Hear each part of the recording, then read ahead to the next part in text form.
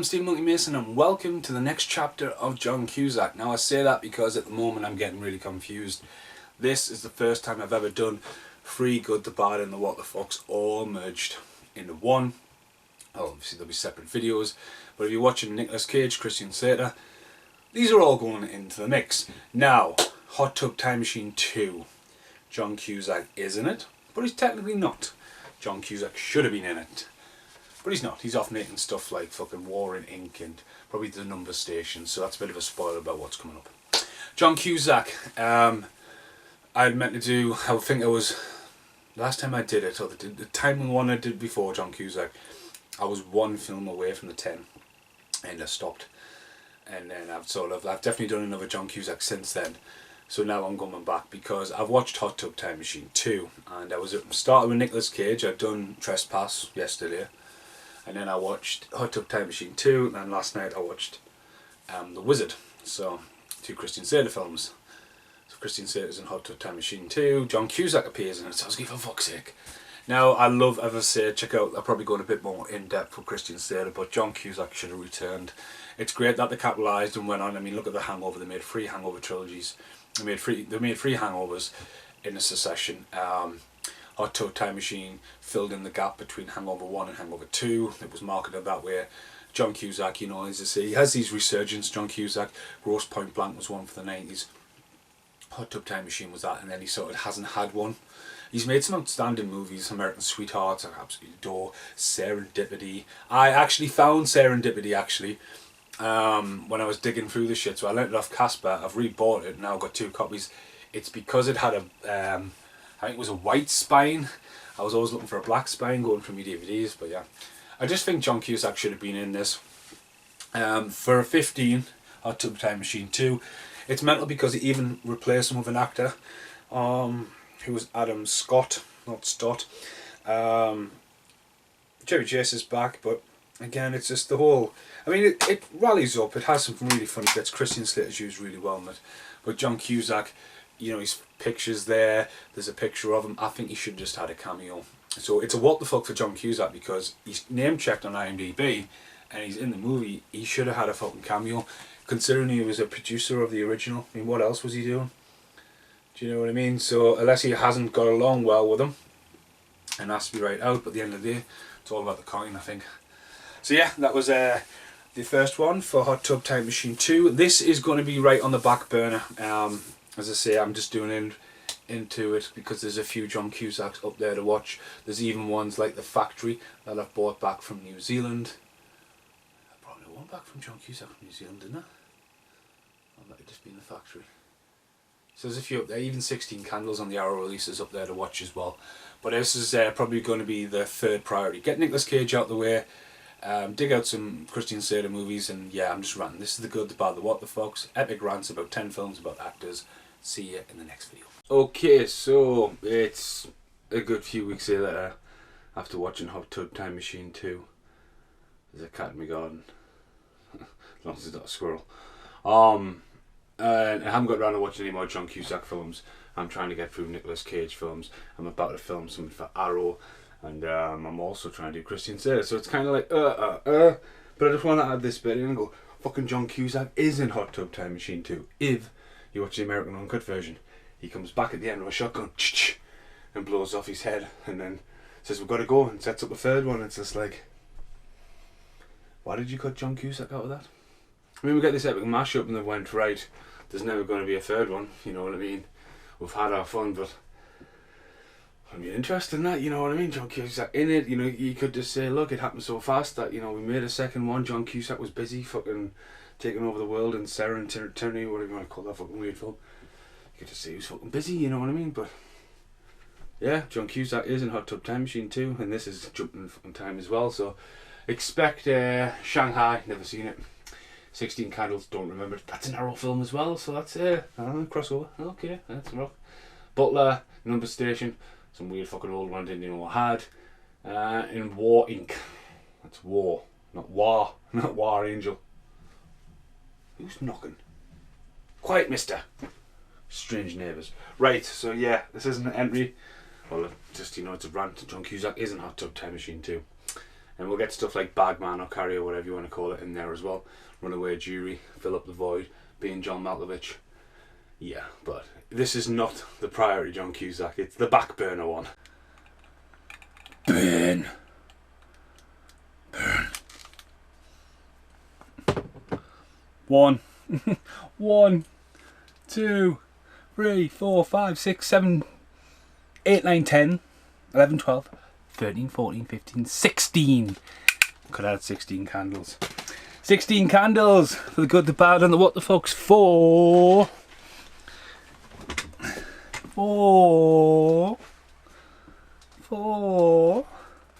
John Cusack and Arrow. Now this will be in both. I'm not going to do an alternative because I'm just literally filling in 5 minutes. Last night was pretty fucking mental. It was 16 candles, followed by Appetition, followed by Wild at Heart, followed by Dangerous Minds, followed by Half of a Few Good Men. Like, needed sleep, Stephen. Didn't happen. Well done. Well done, Abraham. Right, okay, so 16 candles. Had this for a while. John Cusack and Joan Cusack are actually in this. And this came out in '84, John Hughes movie. So a lot of people are either massive on The Breakfast Club or massive on this or Ferris Bueller's Day Off. Pretty in Pink's one there as well. So there's a few John Hughes. He definitely knows how to write people. John Cusack though, when I talk about John Cusack's like, right, okay, it's a nice little getting into Hollywood. He was cast out of Chicago. This cast from LA as well as New York.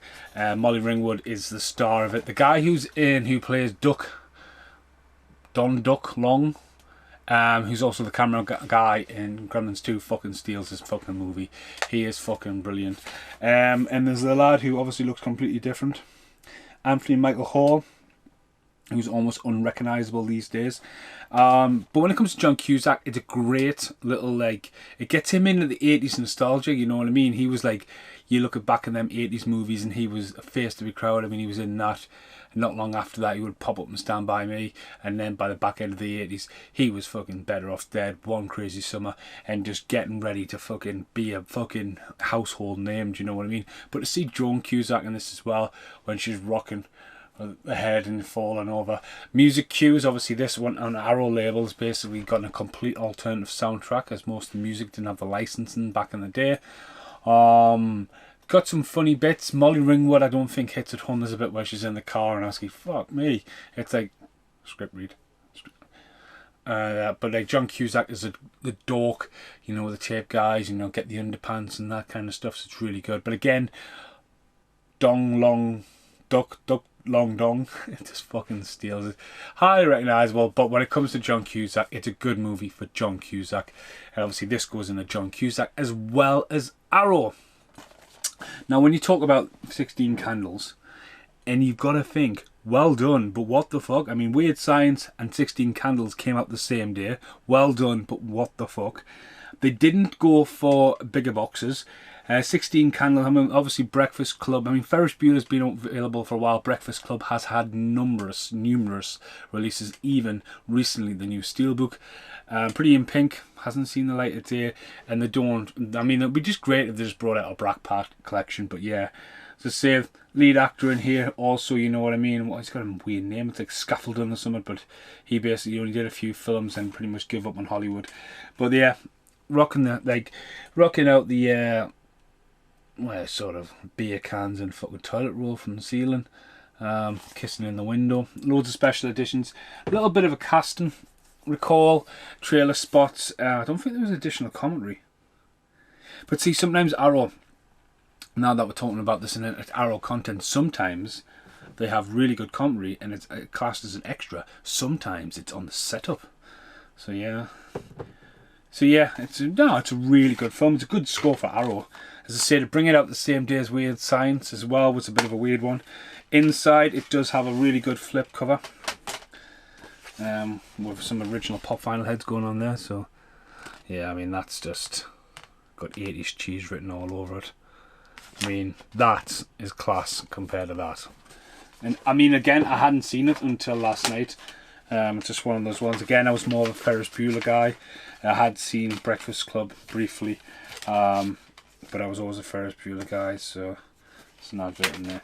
Arrow at the moment's 2 for 15 at HMV, so today I was really tempted. I actually bought, fuck did I buy? Grifters with John Cusack on 101 label. I bought that because everywhere I looked online when I was searching for John Cusack movies, Grifters, it's got like a nice little price, about £7-8 just for the DVD.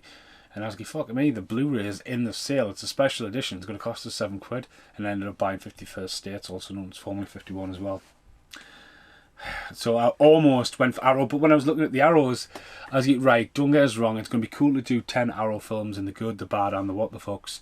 And I don't even know what number this is now. But it's also going to be like, like I've got at least 3 volumes. I don't need to buy any, and there's nothing really I've like really just like, oh, I've got to get that in the collection. Because when Arrow was 5 for 30, I would be like, right, I'll take a risk on that. And like I found some hidden gems that I hadn't revisited. I was tempted to rebuy the House box set. That's down in the sale today. As well, I don't know if she kept it. She might give it a fucking charity shop for all I know. But yeah, I do miss having that. And again, if you think about 10 films for Arrow, the Phantasm box set's sitting there as well. So, you know, the only thing I might be tempted on is getting the other 2 Hellraisers. But again, it's going to... I will get there. But yeah, it gets a nice little booklet in here. But it's a nice edition. Quality looked alright all the way through. A little bit grainy and a little bit. That just contradicts what I've just fucking said. But when it comes to good, the bad, and the what the fucks, it's a good movie for Arrow to get. Again, it's Universal, but again, it's one of those ones where it's been preserved and it's been well looked after. And yeah, it's if anyone's fan of it from back in the day, I think they've done a good job. It's nice to get it with slipcover. Weird Signs, funny enough, I was tempted to pick that up today, but I've got none of the covers in stock, you know, because I'm a sucker for the slipcover. And sometimes, you know, hint though, Arrow, old school, if they had the slipcover, they probably would have the booklet and the DVD in it, because that's normally what happened, first editions. Right, so this has been 16 Candles for John Cusack. Fuck knows what volume that is. I think there's only Hot Tub Time Machine 2 in it so far. You see, you know what? I could. Well, I might as well. Right, I've got a podcast. Right, so if this suddenly stops, if it suddenly stopped there, there's a little bit of a jump. It's because I've already talked about this, because again, Arrow videos have been on the back burner for a while, and when you want to talk about John Cusack and you want to talk about Arrow, you've strangely enough now got to talk about Fear and Loathing in Las Vegas.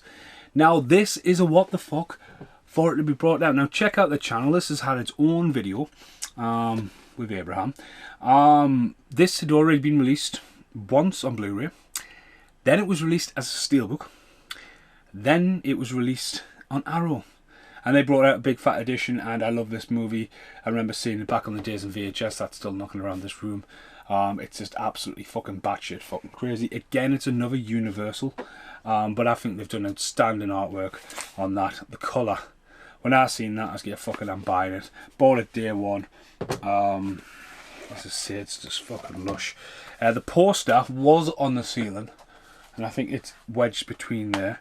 You get fucking loads in here, so you get like this big ass fucking booklet, and Johnny Depp's fucking turtle head, the fucking car, big book, big.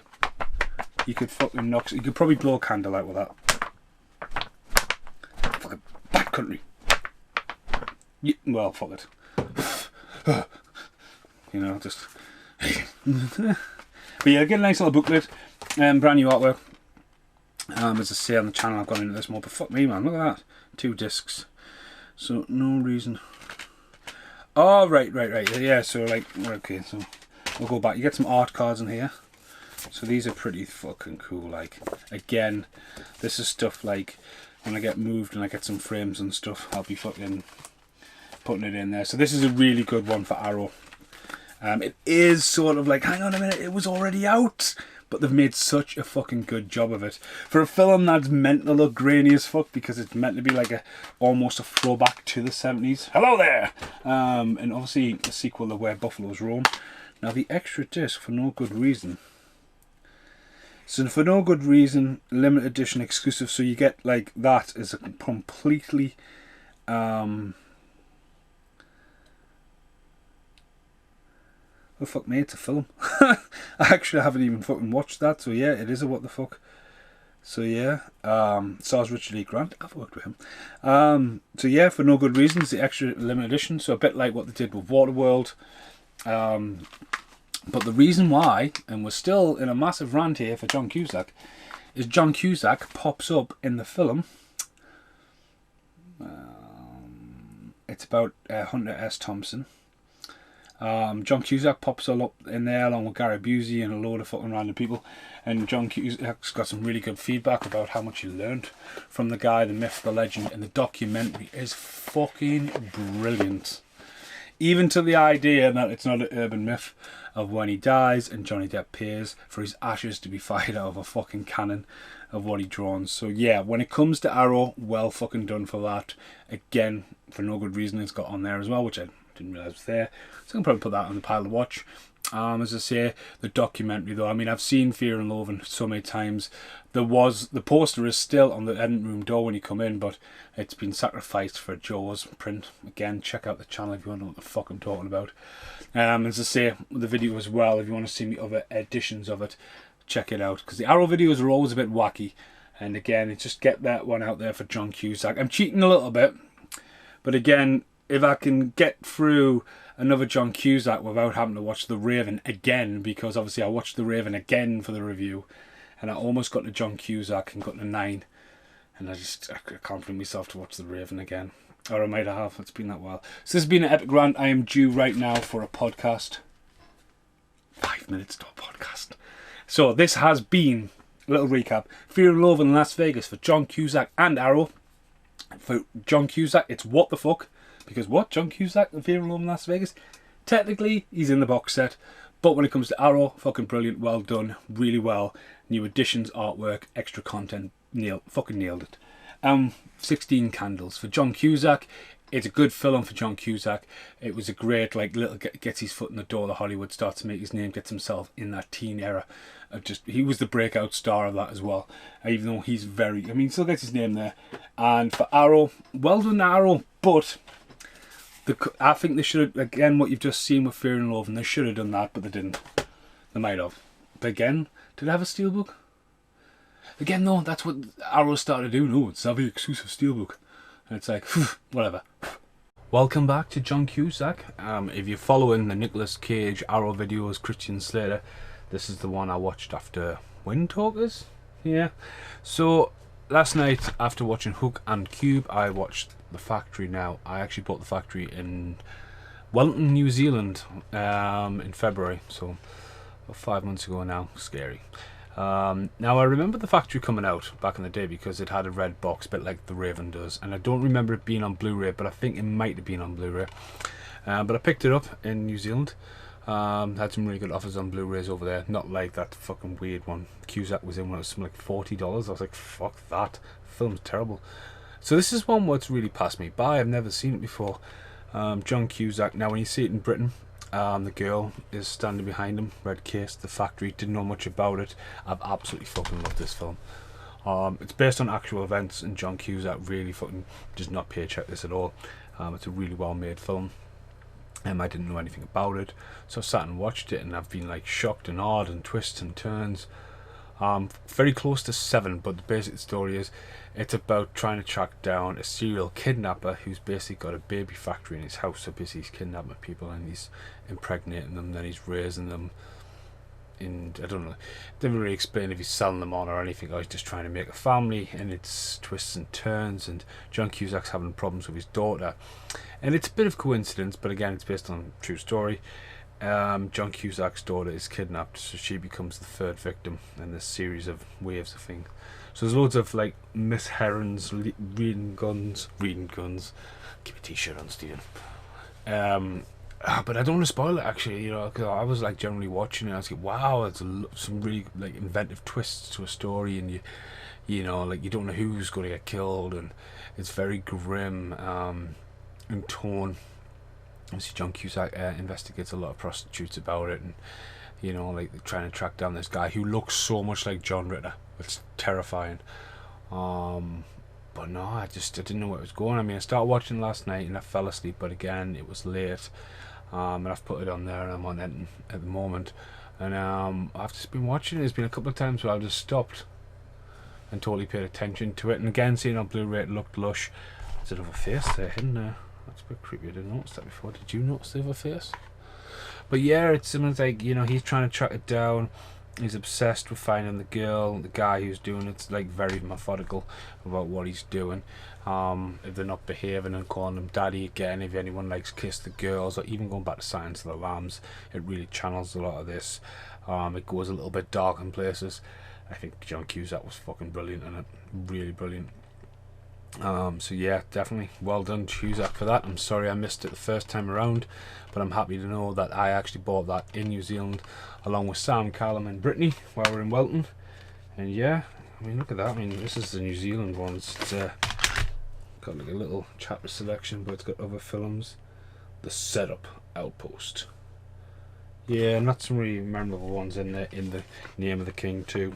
Okay, sadly not much any extra features on there, but again, anyone shopping in Australia and New Zealand, the Blu-rays work over here in the UK absolutely fine. So yeah, see you in the next one for John Cusack. Hey, no. Right, next entry for John Cusack for The Good, the Bad and the What the Fucks is a movie that's called The Bagman, but also called The Carrier. And it's not the case that it's called The Bagman in America, so it's called The Carrier there, and The Bagman on the back. So it's been retitled. John Cusack, Rebecca Das Costa and Robert De Niro, but it also has Crispin Glover in it, Curtis Sticky Fingers, the guy who played in the TV series, and also what's his name from Prison Break, Dominic Purcell. Quite a big cast. Now, John Cusack seems to have a bit of fascination about being a hitman, so it's basically a bit of a Grosse Pointe Blank callback. I'm sorry if there's a bit of noise. I mean, it's coming up midnight. And I've just finished watching it.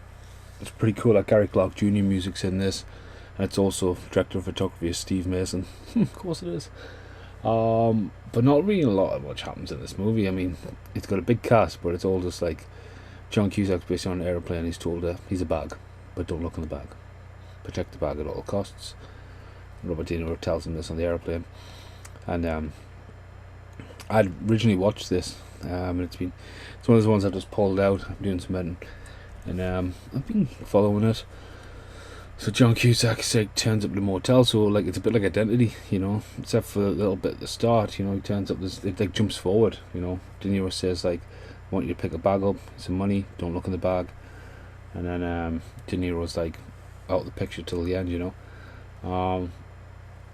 And then Cusack's like literally waiting in this motel. Crispin Glover's like pretending that he's in a wheelchair as the hotel manager. Curtis Sticky Fingers, his eye patch running around, and there's a girl going around with like blue hair, so she's meant to be prostituting people who want the bag. And that's pretty much the story, you know. And then like I don't think everyone's like giving an award-winning performance. I think John Cusack does pull in a cold like calculated killer, but there's not a lot going on there. It really looks like set bound would be a good word for this movie. I'm not going to say it's bad, but it's not brilliant, so it's going to end up in the bad category because it's not what the fuck either. It's just another Cusack film, but again, Robert De Niro in it. I think what really lets this movie down is like it's got PlayStation really fucking weird twist ending, sort of flashback, and shows you like ins and outs and why things are the way things are, and it's just like, could you not put a bit more effort in the story? That's what I thought. There's no really gruesome deaths. Everyone just seems to be like cast for like schedule. Like Crispin Glover got him for a week, maybe it's 2. Right, he's gone. It's all shot at night. It's probably been filmed somewhere in Bulgaria or somewhere like that, you know what I mean? But marketed as a big action movie. Whatever you do, don't open the bag. The Carrier, 18. I would have said 15. I mean, there is a pretty gruesome, like almost attempted rape scene again with the corrupt police and stuff like that. But even the guy from Prison Break, he looks like he's just dialing it in. So, come to think about it, he plays the bad guy in Blade 3. And then you got the guy who replaced Wesley Snipes in Blade TV show. But no, I want to put it in the bad category. Just say, I mean, I've watched it, you don't think what the fuck. But not much really happens. But again, it's just, again, going back to Identity, the whole motel thing, like, oh, what's going on there? Knock, knock, knock, and twists and turns and shit. Pretty's actually watching The Wedding Singer in the other room there as well. So, yep, that's another one down for John Cusack, and we'll keep on rolling. God knows what's next. God knows which one. It could be an Arrow, it could be a Christian Slater. I mean, we're getting there. I'm trying to knock off. I think John Cusack will be the next one I'll try and knock off. And then I've only got Christian Slater and Arrow. But yeah, I'll get there eventually. Good morning. So last night, after The Carrier, also known as The Bagman, don't open the bag, I watched, The Raven, right way as well. The Raven, oh yes, The Raven. From the director of V for Vendetta, what the Cusack brothers? No, they just produced that, didn't they? Right, anyway, so, Raven's a remake. The original Raven is out on, I'm surprised it's not an 18 actually. The Bagman, The Carrier was an 18 and this is a 15. Out on the Arrow label. So anyway, Edgar Allan Poe, obviously, let's have the Edgar and Allan Frog get the names from. Writer, but obviously in this he's the conspiracy, the crime fighter, Universal red box. I remember seeing this back in the day and just be going, what? And then I beat around the bush to actually rewatch it again for the John Cusack. And this, along with Bagman, were part of. There's like a pile, like Runaway Jury's down there, and they're like, that was a stash of like that's John Cusack's ad scene. So I'm trying to work my way through these again. Don't want to just go the fucking Raven. Oh, my hangover's kicking in. But yeah, I rewatched this last night. As I say, John Cusack is Edgar Allan Poe. So again, this could have been a marketable series. It's one of these ones where is he dead at the start, and then it comes full circle. Is he still alive? Thingy Bobby's in this now. Luke Evans, who's been in this, he's went on to do quite really good. Brendan Gleeson's in it as well. But the problem with this movie is, looking back at it, the window, the crime solving, the techniques to use back in the day for all these crimes and stuff like that. That is just, it's too close to In Hell. It's like, you know what I mean? Johnny Depp did the whole In Hell thing, along with Heather Graham, taking on the British super serial killer. And we've got John Cusack over there in America, sort of thing. You know what I mean? There's a thing. I'm trying to say is, you had In Hell, and then Johnny Depp also did Sleepy Hollow, and this is kind of that gothic horror kind of element where they're going for here. Probably would work now as a partner on TV show because it just get wrapped up quite quickly. No, it doesn't. It's on for 1 hour 46 minutes. Jesus Christ, I was in a long time last night. But again, Universal, putting money into like the horror, the old school horror stuff. Obviously, they tried it with The Mummy, and now The Invisible Man's come back. John Cusack doesn't dial it in, but he is rocking a goatee and stuff like that, and his hair tied back. Quote the Raven, answer this question as these rages. But this could essentially be one of John Cusack's last big movies, because this was heavily advertised when it came out.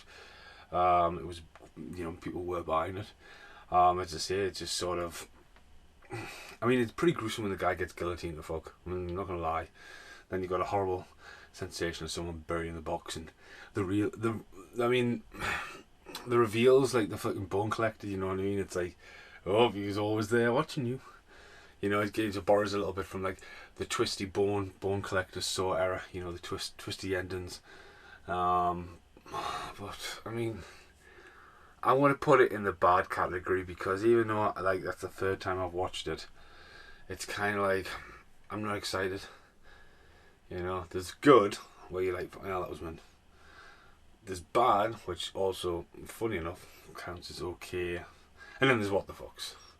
Now it's not the what the fucks, it's John Cusack, you know, in the era where you had 2012, and you know he was back at the cinema. He was back in the he was back at the cinema now, and this is sort of just before the tink off the iceberg. Now, hopefully, yesterday there was a release for John Cusack's new movie, and it had Bad Blood in the title, but I can't remember the whole thing. So, I'll have to count how many John Cusack films. I think this is number 6. There's definitely enough in the room to fill it up, but John Cusack still working strong. Really funny on Instagram. Very, very got a good eye for art. But that, see the next one. Hello, right, this isn't a review. I don't know what we've got left. I'm halfway through The Butler, so The Butler will be the next one. I've got Numbers Station, I've got a really old one, I've got War, Inc., Shanghai, and Grifters. So yeah, so today there's definitely going to be another volume of John Cusack, because stuff like Take the Money and Run, or whatever it wants to be called, Say Anything, or The Sure Thing, they're all up at like 30th anniversaries. And the guy doesn't seem to stop working. There's a couple, I think Blood Money was on Sky Movies. I might have to see if that's still on there. But today, as I said in the last review for The Raven, John Cusack had a new film out on Monday gone, and when he turned up, lockdowns in effect. He's got his cap back on, so if you check out the last one, because John Cusack's gone through a stage of always having a cap on. I'm not digging out the cap, but this one's called River Runs Red, and John Cusack, so I expect him to have a small little role. Probably had a different name. Looks quite new. It's got a lush box, really, it's one of the reasons I bought it, because something like that I would normally wait, but it's just got like a nice feel to it. Vengeance is the only justice, but this is actually rocking the brand new AIDS certificates. So yeah, picked that up. I was just going to buy that. And as I was putting some stock out today at work, I found Love and Mercy $2.49 clearance. Actually, would have heard it and been knocking around on Blu-ray, but again, I missed my opportunity of buying that. Again, a couple of John Cusack films have just fallen on obscurity. I do plan on tracking them down, and once I'm moved and I build this A to Z, and I'll be like, yeah, that's all A to Z, and I'm like, what A to Z is that? And I'll be like, that's motherfucking John Cusack. That's motherfucking Nicolas Cage. It'll be like High Fidelity. It'll be like Nicolas Cage into John Cusack into Christian Slater in a merry-go-round. So yeah, let's get to Butler will be next, because I half watched it last night and should be reviewing it after this. I was enjoying it as well. Okay, welcome back to The Good, The Bad and The What the Fox, as you just seen about an hour or so ago. Just done some filming for me Lost Boys cover, my 51st state. They all twinkle, twinkle into each other. Yes, it's lit. Okay, so 2 new John Cusack films I've got, Love and Mercy and The River Runs Red. And last night I started watching The Butler. And The Butler's been around for a while, and I remember when The Butler came out and there's a lot of hype and everything around it, and I didn't know what it was about. I mean, you look at the front cover and the cast alone. So yeah, I put it on, and instantly I was like, whoa. And especially, it's come up to August 2022 and 2020, and there's so much going on with the world at the moment, and especially with the whole hashtag Black Lives Matter and stuff like that. And it's like, I just put on The Butler there, and what a history check for me personally. I mean, you see it depicted in films all the time, but this is obviously based on like true events, and like I didn't know what I was in for. I really didn't know what I was in for some reason. And yes, the American flag is on the front cover, but it also sometimes screamed English. I don't know what it was, because England, you know, Downton Abbey and stuff like that, they always just like, look, this is what it's meant to be like. But I've just watched it and been absolutely like enthralled in it, and it's a 12. Wow, that's a powerful statement for a 12, man. I mean, some graphic imagery in this, like really good imagery. And it's well filmed. The story is about, the guy sees his dad just gunned down in one of the cornfields as a kid, and he wants to become, the house butler. And Forrest Whitaker is absolutely outstanding in this. Did he win an Academy Award for this? He bloody should have. Nominations. But listen to the cast list for this. Forrest Whitaker, Oprah Winfield, John Cusack, Jane Fonda, Cuba Gooding Jr., Terrence Howard, Lenny Kravitz, James Madsden, David not going to try his name. Vanessa Redgrave, Alan Rickman, Levi Shriver, Robin Williams. You know what I mean? But it's weird how it's all like down his back. But no, so it follows his rise from getting the job into the White House, you know, as the butler. And John Cusack, when this is talking about John Cusack movies, John Cusack popped into it and I was like, is that all he's going to be in? And like when you see all them casts on the film, you think, oof, because it's got who's who. Sorry, PlayStation's just shut down there. But it's got who's who, like Oprah Winfrey is absolutely amazing, and like Cuba Jr. just steals the show every time he's in the movie. It's got some really like heart moments, but it's got some really dark and really scary moments. And like I've watched this while I'm editing, and a lot of times I've just been like, oh shit, you know. And no, I just really said it. I think it's an absolutely excellent movie. Like Robin Williams, really short cameo in it, and I thought that's what John Cusack was going to do. I didn't realise John Cusack was playing Nixon, because he comes back later on. I thought John Cusack, for the bits he's in, it was brilliant. So like you've got Alan Rickman as one of the presidents, Levi Shriver, Robin Williams, as I say, John Cusack is the president, and Obama in at the end as well. So it really tells like a great story of like, again, I talk about this all the time, and like everyone's born the same. Like, you know what I mean? Life's life for everybody. It doesn't matter what you look like in any way, shape or form. When you make that choice in life to go like the wrong decision, to go, oh, you shouldn't have done that, like, was with naughty there, that's when you can sort of go, right, wait a minute. But like, it doesn't matter what you look like in this world. Life's life. Everyone's got to live in the right to be happy. And this, I mean, paints are like, you look back and you go, fuck, this is real. And you're just fucking so proud of like the people who have come together to make this movie. To like, it's like me now discovering it and going, right, you know what I mean? Like, there is light at the end of the tunnel with stuff like that. You know what I mean? So, well, fair play. So when it comes to John Cusack, it's a brilliant film. He's only in it less than 10 minutes, but it's great to see him as one of the presidents, because it's the who's who of presidents as well, and it's just an outstanding movie. Watched it over 2 nights, but it's only about 2 hours, 132 minutes. So yeah, I've enjoyed that. So yeah, it's a nice recovery after The Raven. I'm not even sure how many I've got, but I've just see if you've seen the clip before. I've got 2 new ones and told you what else is on the shelf. And it's just, you type in John Cusack, man, it's just so many fucking movies. Like, so there's even one on Disney Plus. I could cheat one and get one in there, but I like physically own them. But do you know what I mean? It's like The Wizard with Christian Slater one. You know what I mean? Sometimes these films they make fall into absolutely obscurity, then just randomly appear on Netflix or Prime or Sky Movies. So yeah, we'll see you for the next one. And that was The Butler. Hiya. It's like the swamp match all over again. The swamp fight. Hello, Brittany. Hello, pretty. Hello. Right, welcome back to The Good, The Bad and The What The Fucks. It's the next video. This should be the 8th one. Now, as the light is very dark and creepy. Like, and literally we've just watched the swamp fight, haven't we? Yeah. So anyway, last night I made the executive decision not to have a few beers and go to bed, and I was just like, Brittany, on the other hand, watched a movie I just picked up the shelf.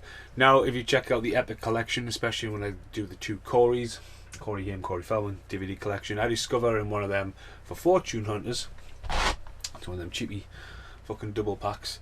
I was going, fucking hell, John Cusack's in a movie along with John Travolta and the Plastic Bubble Boy and The Martians Go Home, starring Randy Quaid. And yeah, John Cusack right down this bottom corner here gets top billing. So it's John Cusack, Adrian Quinn, Moya Faraway and James Caan. This is my father. I was like, what the fuck is this? Now, I was actually shocked and surprised. This was made in the late 90s. Mm-hmm. So it's around the same time as High Fidelity. So it's one of them where they've got like fucking nothing on the discs and you got to turn them over. So both times I put the disc in. I put the disc in last night and I had to turn it over. Put the disc in this one, had to turn it over. Both times I got the boy in the plastic bubble. Just John Travolta's face. Both fucking times. Now, Britt told me to watch it. Again, I was going to watch it because this goes in it.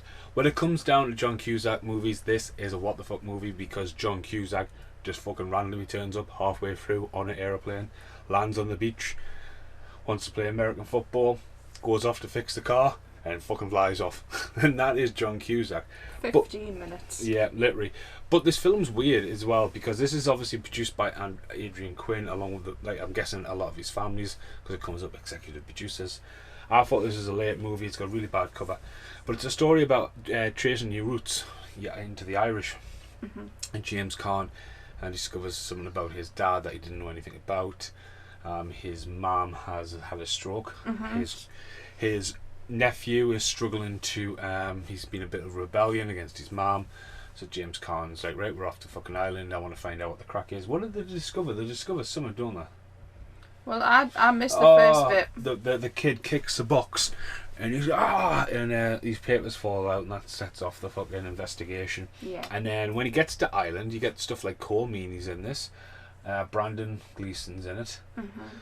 So there's some big names in this. It's not been transferred very well. I mean, don't get us wrong, it's been filmed well, but it's been cropped to fuck. The quality's really bad, especially on tellies. And basically it starts jumping in the past where Adrian Quinn plays his dad, and it's showing about his love affection in a time where a lot of stuff was banned and stuff like that. So what did you enjoy it? It broke my heart, to be honest. Like, I enjoyed it. I was glued. I watched it about 2 o'clock this morning.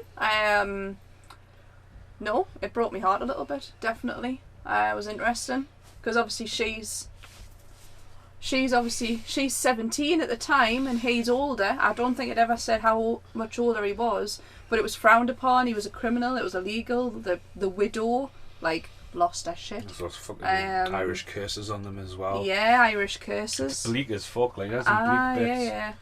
Quite emotional though, especially when he peeled the newspaper off the back of the photograph and read it out to now mum, who's had a stroke, and then she remembers that bit, doesn't she? Yeah, but again, with this being the good, the bad, and the what the fucks, when it comes to John Cusack, it lives in the what the fucks, because you've got this film going on where James Caan, he's fucking on the ball. Adrian Quinn in the future, so you've got 2 films like fused together. Then John Cusack does a turn randomly up on a fucking airplane taking pictures of Ireland, and he just wants to play American football. Then he fucks off without saying goodbye. Last thing you see of John Cusack, he's running down the beach. I'll fix your car. And again, it's set in the fucking early fucking 1900s. Sing something like "Off I go to fix the car" or something like that. It's so funny. He's fucking nipped. So yeah, as I say, that was now the funny story is I've got 2 more to choose from. The other day, I was in the kitchen, and we ended up ordering 8 John Cusack movies. Oh, I didn't know what story you was going to tell there. I was cooking, Brittany was like, what about that one? How much is that one? I was like, right, get that one. And then I just, after Brittany like pressed pay and all that, I informed Brittany that, like they're all going to come together like a Music Magpie drop. They're all going to come individually. So I got a notification before that Tapeheads was on its way. So yeah, when it comes to the good, the bad, and the what the fucks, it is a what the fucks, because John Cusack just appears to fix a car, basically.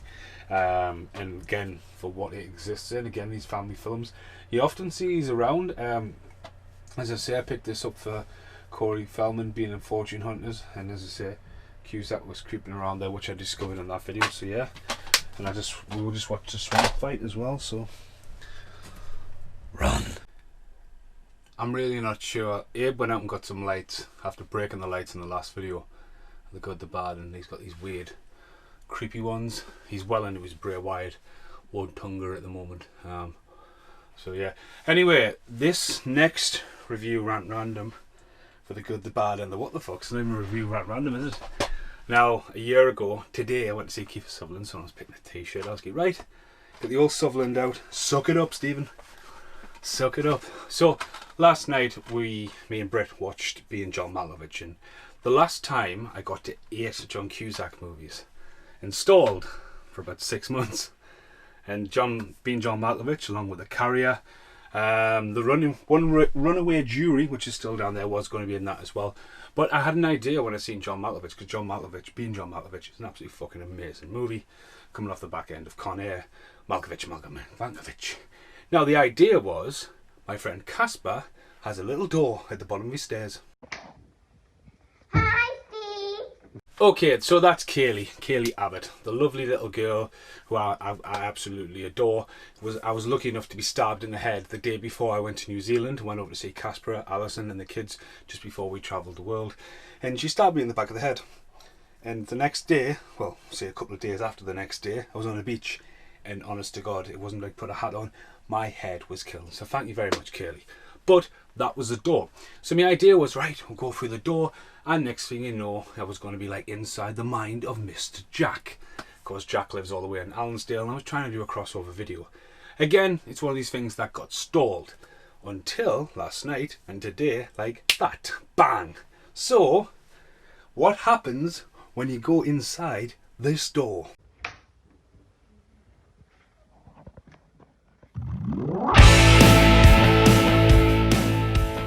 Oh my god. Whoa. Whoa, I'm in Steel Town music. Whoa, is this being Matty Connor? Check that sign out. Yeah, turn the light off. Hey, closing up for the night, son, are you? Yup. Where all the magic happens. I was going to say Jimmy fix it there, but yeah, Jim will fix it. Matty will fix it. Yeah, look at that, man. OCD, the top. Look at that screwdriver. I don't like that one. Wow. Behind the scenes, that toothbrush. Well, ooh, it's a dirty toothbrush. Check that little gem out. Wow. Imagine going in through a door and think this.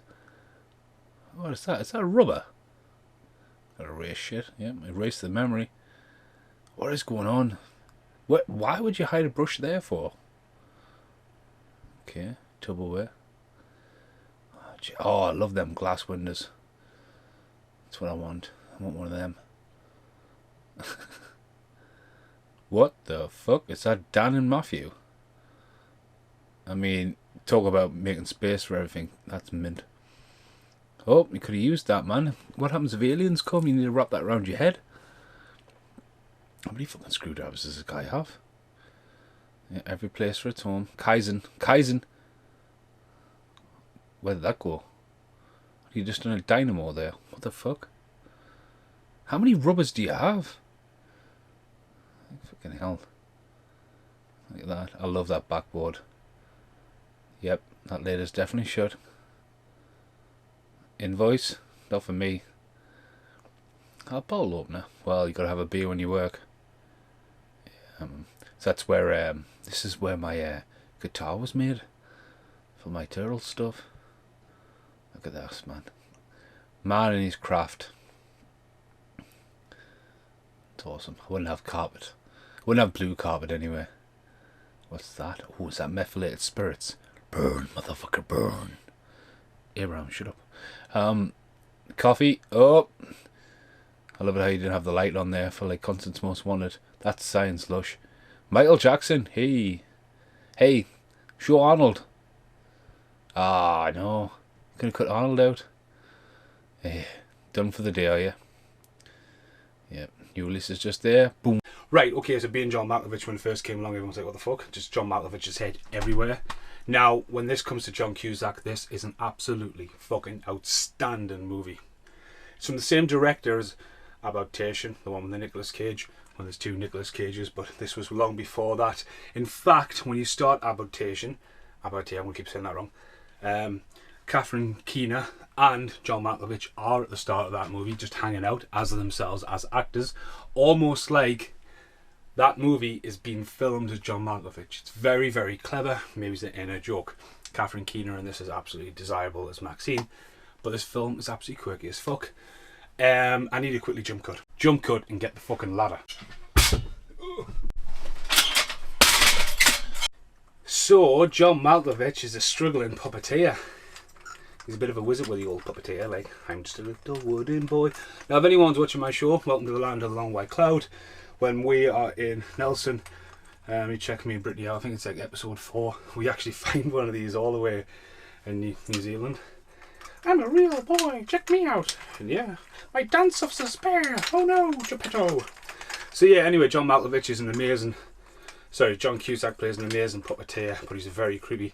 Cameron Diaz as well. They're both almost unrecognisable in this. And they both, like, she's got a chimp. This jump cut, I'm going to have to get the chimp. I've had this chimp since I was a kid. He was buried. But yeah, anyway, she's got like a chimp, loads of animals. And she's like working in, she's a bit like Rocky's girlfriend in Rocky. Looking after all these animals. And he just wants to be a puppeteer. But she says, look, you're going to have to get a job. Put the chimp to bed. Right, okay. So when he's not a puppeteer, the chimp's on the floor. He basically gets a job on the 7.5 floor. Yes, that's right. So there's this floor where everyone's creeping down, walking around like that. In fact, so everyone's walking around like on this creepy ass floor, and it obviously makes no sense. And he's just like, why is everyone like that? And he gets to watch this orientation video.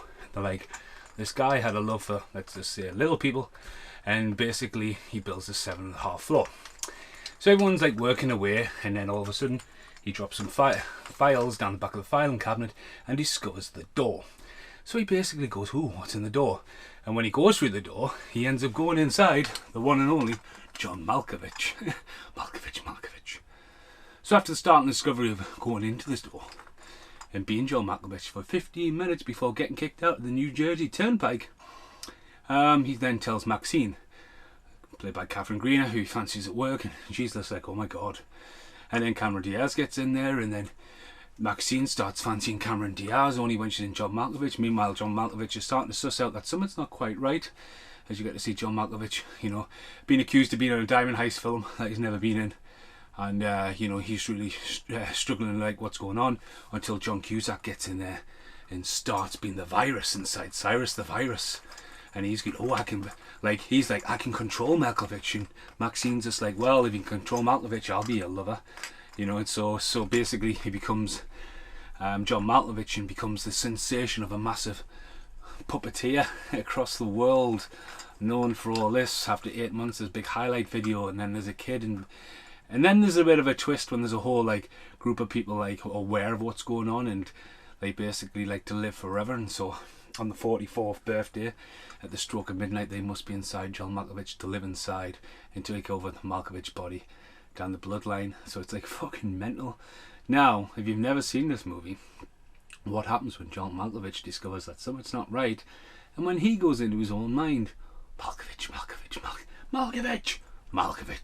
it is fucking crazy.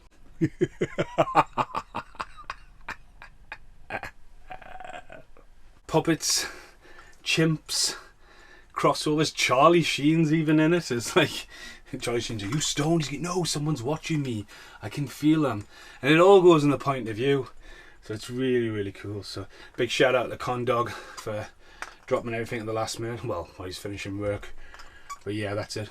And it's squeaking like squeak there, sweep. But yeah, never seen John Malkovich. It is amazing. But when it's the good, the bad, and the what the fucks, this is a very rare one where it's what the fuck, but it's fucking brilliant. So yeah, and what's even weirder is it has been released on Ado Academy. Now, I've got an original, I've got it on DVD in the background. Couldn't find this. It's never been cheap. It's only got a few extra features. It's got a weird, like obviously the diagram that creepy gang make about trying to explain about the vessel of John Malkovich. Got some of that artwork on there, but Dance of Despair. And then it gets a creepy ass ending. So yeah, thank you very much, Casper, Kaylee and Condog. And check out the next film's Shanghai, because we started watching that after, and now I'm going to try and finish that while editing it, so this video should all start to come together tonight. Shouldn't it, Pinocchio? I'm a little wooden boy. See you in the next video. Right, hello, welcome to the final entry for John Cusack, The Good, the Bad and the What the Fox. This is entry number 10, literally ending the video now, so I've just been talking about the Raven.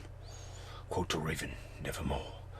To say runaway jury, I need to remember to pull that out of the shelf. I'm pointing down there, you can't even fucking see down there. Anyway, the last one is Shanghai. I thought it was going to be that new John Cusack film I was on about, River Runs Red. I'm devastated because there's another one called Blood Money or something like that. That was on Sky Premiere and it's disappeared. So I'm like, fuck. You know. Anyway, I haven't got any of the John Cusack films. This is why it's pretty awesome to wrap this video up tonight. Even though there's some fucking mental outtakes coming. Because stuff like Tape Heads, and I can't remember what the fuck I ordered. We ordered like 8 films along with Runaway Jury, and there's still a couple on the shelf there. So there's another volume of John Cusack. I'm literally putting Night of the Comment for the Arrow video, so I'm going to try and get the Arrow one out of the way next. So anyway, last one is Shanghai. Stuck this on last night after being John Malkovich, and I tell you what, it's a 2-hour film. It's fucking a well-made movie. When it starts off and it pans up in Shanghai, and this one, to me, went right under the radar. John Cusack is a spy. PlayStation again. It's a common theme of this one. John Cusack fucking does not dial this in.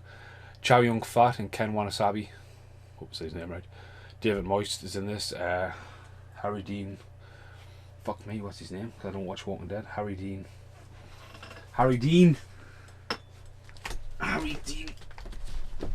Oh, don't pull that out. I was going to give a shout out to Scott in the heist.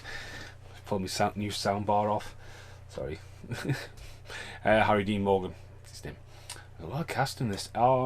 Set in, like middle 50s or 40s. John Cusack comes to Shanghai to investigate the murder of Jeffrey Dean Morgan. And then it does that whole interrogation like 2 days earlier as John Cusack's sitting there getting the big whipping in the face, and Chow Yun-fat and all that's just really giving it in. It's got this really like golden look to the film all the way through, very drained of colour.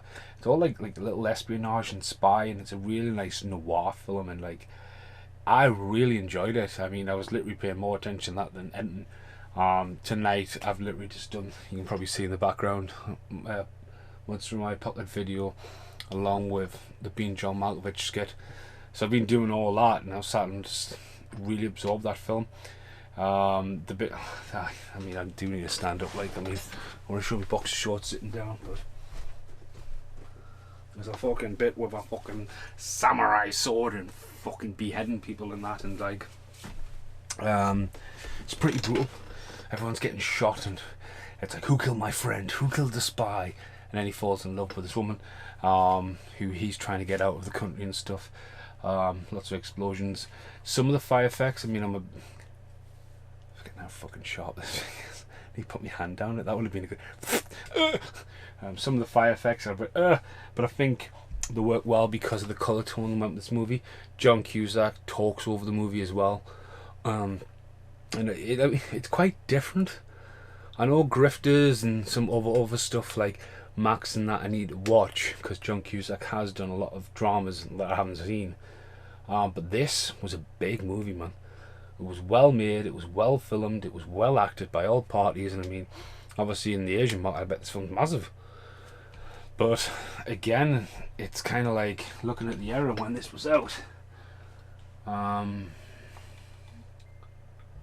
Stephen has a message. What year this was, because I was really surprised by This Is My Father being the 90s. 2009. So yeah, again, Blu-ray release, looked lush. Cusack's mint. I know I bang on about him sometimes, but that's what makes the good, the bad and the what the fucks, because there are films from your childhood, One Crazy Summer, his little performance in Stand By Me, that you go, that's John Cusack. And then you see films like, you remember films from back in the day like Grosse Point Blank. I mean, that was one what sticks out. And High Fidelity, like that era of like loving video shops and VHS and John Cusack. And then you're revisiting and you're picking up on these ones that he's like fell astray, or maybe it's not that, but that's what makes good, the bad and the what the fucks. Sticking to me like. Awesome to revisit, because like he's just mint. I think he's absolutely mint. So since this is the end, without there is outtakes. So Shanghai, I'm going to put in good. I liked it. I would love to pay more attention, revisit it. We started watching it last night and Brittany fell asleep. Brittany wasn't interested. She was like, the typical Brit. Let's have a look. Oh, I just broke everything. There's a cluster on the floor here. Right, put Humpty Dumpty back together again. We'll try and reminisce. So Being John Malkovich. Outstanding. It's a what the fuck movie, but it's an outstanding. You know, I'm guessing there's a lot of connection. Brandon Gleeson is in This Is My Father and The Raven. I just remember there when I've mentioned his name in there. So This Is My Father is the next. Again, this is this weird one. Corey Feldman movie. And again, if you check out the Corey Feldman collection, that's when I realised. Britt loved this movie. I enjoyed it. I mean, to me, it's a what the fuck movie. Sorry, my phone is right underneath, and I bet that's Theo. Yep, Theo. Anyway, as I say, that's going into what the fucks, because John Cusack just turns up in an aeroplane on the beach. Hey, I'll fix your car, and fucks off, and it's like, fuck. Just so weird. Next up, The Butler. That, I mean, it's an amazing film because it opened my eyes at a lot of things, and as you can see with the review, it's kind of like, oh, and I was shocked that that's a 12. But that's a really good film. I think Cusack and everyone who comes in and plays it, presidents, just class. Forrest Whitaker, man, just the story itself, it's just like, right, boom, out the park. It's amazing. The Raven, it's got to go in the bad pile. It's not that, I mean, it's the third time. I remember seeing it and being hyped for it because I'm a massive fan of John Cusack, obviously, and Red Box. And I just remember just like, oh, and I think it struggles because like there was a nice little hype of like Tim Burton's gothic horror, and you know, coming off the backbone of In Hell, which wasn't Tim Burton's, it was Sleepy Hollow, but like Johnny Depp style of that. It's a beloved story, and it's also a remake of one of the Arrow films, and it was gruesome, a little crazy tale, but it's just something I've never been able to get away with it. So next up, The Bagman, The Carrier. It's going in the bad pile because basically it is set bound. You can't really take your mind off Identity. You know, John Cusack in a hotel. I mean, Robert De Niro Robert De Niro is an outstanding actor. You know what I mean? I love the fact that Robert De Niro takes paychecks to support his family for the future, and it's just like great. But he's not stupid. But again, it's kind of one of those films where you probably had Robert De Niro for 2 weeks. You know what I mean? You probably had John Cusack for a month, 6 weeks total, and bang, you got a film. You know what I mean? And like that's what you got. It's nice little twists and turns and stuff, but it's no more than a TV episode, I don't think. You know. Next up, The Factory, and this was released on Blu-ray, if I said in the review for that. This is pretty cool to be buying it when I was with my brothers. I absolutely loved that. Really twisted shock ending, didn't know what it was about, and I was like, fucking hell. So if you haven't seen it, definitely worth checking out. So that's really, really good. That's another film that's really crept up with us, so fair play. Fear and Loathing in Las Vegas. I know that people go, oh, fucking old John Cusack's not that. He's in the documentary, alright, he's in that fucking amazing box set. And that's one that Arrow's nice, and I love the cover. You can still get that. It's 30 Bosch. It's a lot of money. But can't recommend it enough for that documentary I've seen on that, so that's good. So far, that's 5 good, 2 bad. And This Is My Father is just what the fuck because of, hey, I'll fix your car. Next up, 16 Candles, again, that's from Arrow. Very early days of John Cusack. It's a great movie. They get into what the fuck for Arrow because they've got it. It's not a bad movie. I would say it's good. I don't have any nostalgia love for it, but I will put it in the good pile. Wind Talkers is there because this is technically part of the Christian Slater file, so that needs to go back over there. I don't own Wizard, so I think we're up to 3 for Christian Slater. And last but not least, Hot Tub Time Machine. Now this is what the fuck, because John Cusack, I think, fucking owns Hot Tub Time Machine. I fucking love the original. I think it's amazing. He was the executive producer and all that kind of stuff. And for him not to be in the second one, and kind of replaced, I think. But then you see him in pictures, and like the storyline evolves around him. But then for him to turn up in the uncut version and fucking kill the cast, and say you got to like kill. The Violator, and says you got to come with me and we'll sort this out, to get the ending where it's just like a massive montage, like pretty much says that we're not making a third one. He's like, you know, on mashup.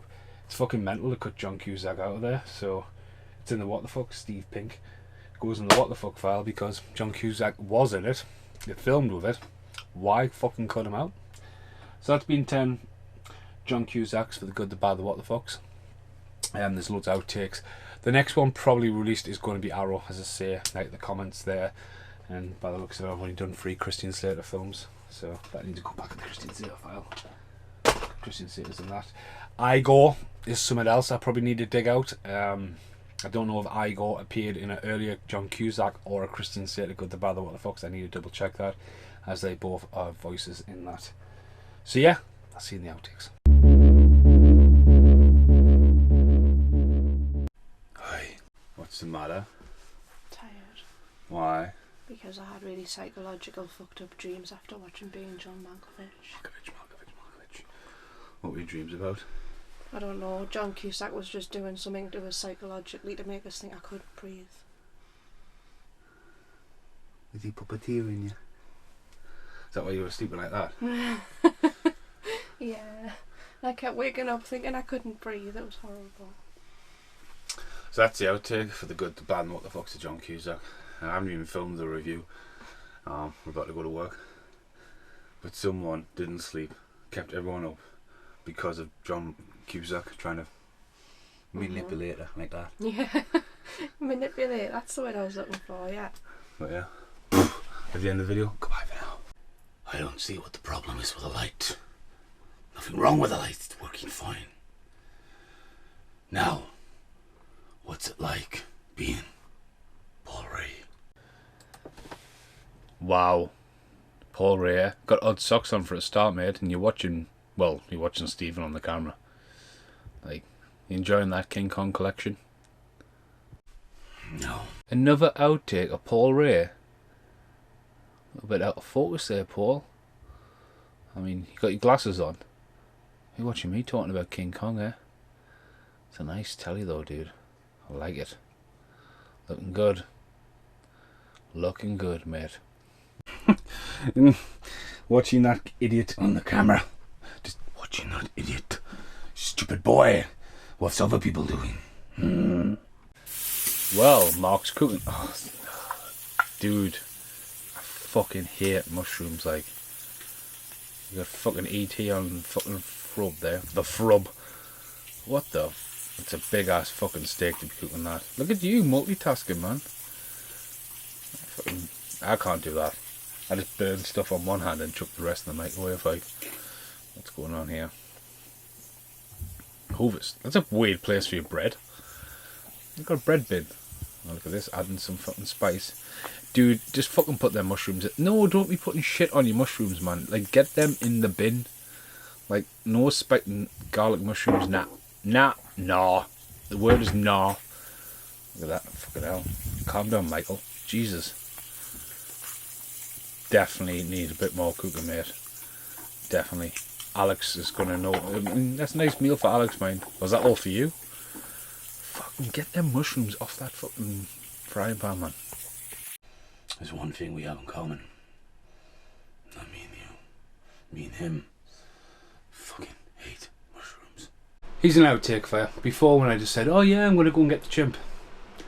This room was lushly clean. I always like to do that before a good night out and make sure the little flat's clean. Absolutely destroyed. We've got fucking elephants. Get your hands off the elephant. Take the fucking elephant. Pennywise balloons. Hey, Jack. Fucking goonies chests. One I really fucking treasure.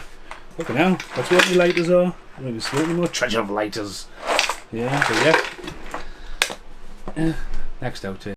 This is just an outtake. I asked Casper to film his downstairs, and this is what I got originally. I was like, dude, the cupboard, not your front door. That cupboard just there on the left, that's what I wanted you to film, not your front door. So, thanks, Casper. Here's an outtake for you. Right, so when I was doing the whole into the cupboard, and then I thought, well, I need a tunnel. I wasn't going to originally use the time tunnel, but then I realised I talked about daylight and not really, like, had the camera. Then I went, oh, the clip from the intro to I, Theodora. That's my show. Welcome to the long white cloud and find Hey Pinocchio. And I was like, oh, that's good. Right, put Scott's music in. Cheers, Cav. You know, just a little jingle, little crossover, little Easter egg. And then I thought about it, and then I thought, oh shit, really, like, in the film he gets kicked out the New Jersey Turnpike. And then there's Matty Connor, Casper, Mark Emerson, and the one and only Paul Ray, and asking, should I really had like a kick out every time? And I went, no. And I thought, I'll leave it. And then I remembered 20 years ago I filmed a clip that had no point to what the fuck I was doing, unless it was pretty much better than fuck all. And it's just me jumping down a hill. Yeah, that footage has never had any use until now, because that's what it's like in the movie. It's just boom. It's just gravity. Boom. Yeah, weird, wacky, wonderful. Yeah, that footage had no use until now. It came in useful finally. Wow, it's like a lifetime ago. Next outtake. Oh, very nice. Look up.